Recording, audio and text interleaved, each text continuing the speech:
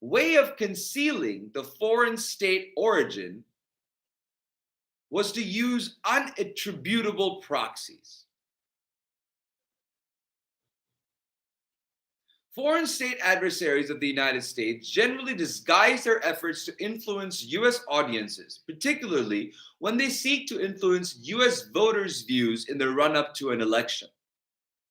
Among the many ways of concealing the foreign state origin or sponsorship of such a message is to use unattributable proxies, cutouts, or fully independent ideological allies in the United States as messaging organs. Tucker Carlson come to mind, anybody? A cooperative American messenger, a proxy for the foreign government itself, may be needed to make the foreign origin message congenial to the target American audience. There's so many names that keep coming up to my mind that fit this definition, Tucker is just one of them. I named some of the other ones earlier. Malign foreign influencers, including foreign governments, used an additional such masking tool during the Trump administration, amplifying US-originated messages so they reached a broader audience. Those influencers often took advantage of the algorithms by which social media platforms bring congenial messages and other information to users whose views are likely to be similar or compatible.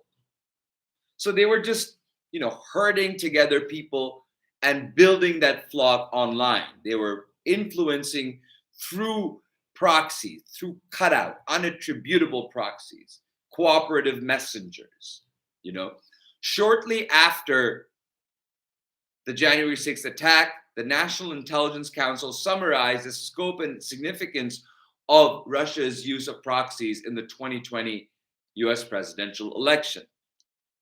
A key element of Moscow's strategy this election cycle was its use of proxies linked to Russian intelligence to push influence narratives, including misleading or unsubstantiated allegations against President Biden to US media organizations, US officials, and prominent US individuals, including some close to former President Trump and his administration.